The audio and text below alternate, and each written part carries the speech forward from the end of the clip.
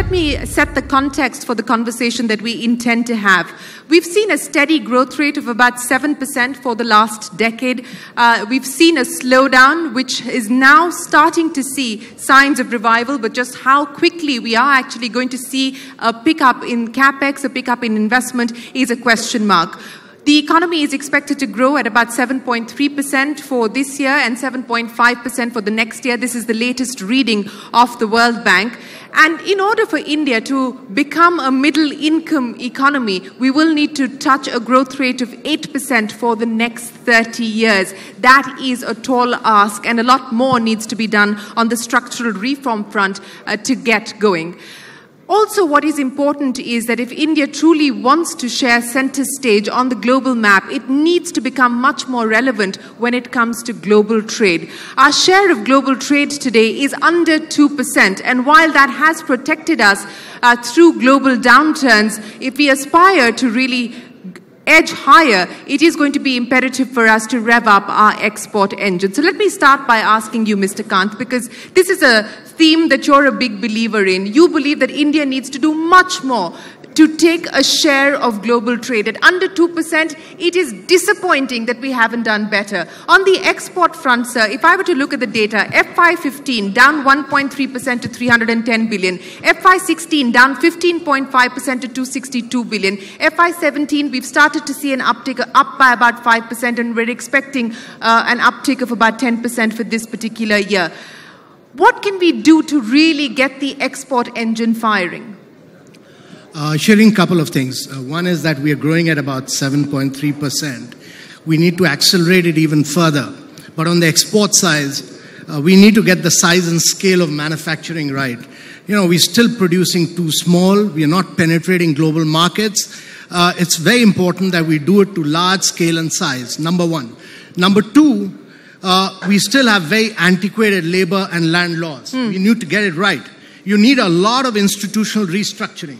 Number three, India is still, we've jumped up 42 positions in the ease of doing business. This government is focused on making India easy and simple, but we must, in the next 2 years, we need to crack it in the top 50 position. That's important. Fourth, logistics is critical. The turnaround time in Indian ports is still it takes too much time. I think the big ticket thing will be when the dedicated freight corridor comes in, goods produced in the northern part of India will reach ports in 14 hours. So we need to get the infrastructure right so as to enable the cost of logistics to fall very radically. And I think these four things, to my mind, are critical to enable India to penetrate global markets. Mr. Prabhu, if I could pick up on the point that Mr. Kant made, that for India to truly occupy center stage on the global map, we need to do much better on the export front. Two specific questions now. On manufacturing, our aspiration has been to take the share of manufacturing to GDP to 25%. Look at the data, sir. Manufacturing for FY15, 16.3%. Manufacturing for FY18, 16.3%. There's been absolutely no change, and we keep talking about make in India, export from India, and so on and so forth. What seems to be holding us back? There's a huge servicification of manufacturing. The services are now embedded into manufacturing. So when you see a growth into manufacturing, the services grow. For example, Mr. Anil Agarwal will tell you, he operates at a global level, that when his output increases, does not necessarily the output that increases in the same proportion at his total revenue might increase, because he may be having an activity. Depends upon service, so activity to activity. So this is one part. Secondly, that's why to address the issue, we are coming with a new industrial policy. The idea is that to make a new industrial policy is to exactly address the issue of increasing the GDP of manufacturing into the share of manufacturing into GDP. That is exactly to address the issue. So what you are saying is a diagnosis of a problem. What I am telling you is a solution of a problem. So you have done a good job as a doctor. It is my job now to to prescribe a medicine and actually ensure the care. Okay, so I've done my bit as a doctor. It's your job now to prescribe the medication. I would like you to also now prescribe the medication of how you hope to address the challenge that the US has thrown up. President Trump is now talking tariff. The US has decided to move the WTO, the dispute settlement consultation process, against India. They're virtually calling out India's entire trade policy. How prepared are we? We should have some sort of a verdict from the WTO in the next 6 months, depending on how this progresses. But are we going to have to review our export schemes, and what is that going to mean? You know, you mean the exports or the overall manufacturing? Yeah. I mean, they've virtually taken everything to the WTO, from SEZs to EOUs to STPI. Every policy of the government of India has now been challenged by the United States at the WTO. WTO was created much before a government was formed. And we are bound by the WTO rules and regulations. India is a country which follows all international norms, international regulations. We follow them not by letter, by spirit. WTO has a rule that if you exceed your GDP, per capita GDP, for 3 years in a row, about $1,000, yes, then you lose the right of giving subsidies for exports. This happened in year 2016-17. WTO gave us a notice that your GDP for 3 consecutive years has exceeded. So this is something which has happened because of thanks to increase in GDP that you are asking me.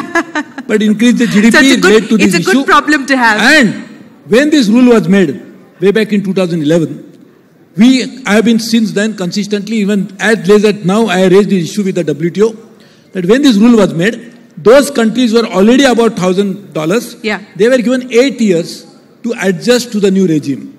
Whereas when we exceed in 2017, we should also be subjected to the same regulation. We should also get 8 years. There is an ambiguity about it. So we have been raising this issue and we have been consistently raising. So one part is that we will follow the international obligation fully, but obligation also should be such which takes into consideration the reality of the situation. So if you have given it to somebody else, you must also give it to India. Fair point. That is the point. There are some countries, I don't want to name them because they are good friends, have exceeded this threshold limit of $1,000 per capita, and they have not been subjected to any regulation. So it should not single out India alone because we are largely growing. We have all the kinds of entrepreneurs in India, and we have such a great anchors in India. We should not be only subjected to discrimination only because of that. Let me go across to the SBI chief, Mr. Rajneesh Kumar. And sir, let me ask you now, for India to be able to grow at the kind of growth rates that we hope to, which is 8% plus, what is the need of the hour in terms of being able to reimagine public sector banking? Is privatization the answer? Is consolidation the answer? Is more regulatory power to the Reserve Bank over public sector banks the answer? Should we look at ownership and control differently when it comes to public sector banks? What is the answer to your mind, sir? Too many questions in one question. So my views on privatization versus public, they are very well known by now. My view is that ownership should not matter. Public sector, there are ample examples of very good companies, excellent companies. Private sector, again, very good examples, excellent companies and very bad companies. So there is no uniform prescription that if you are in private sector, then you are good.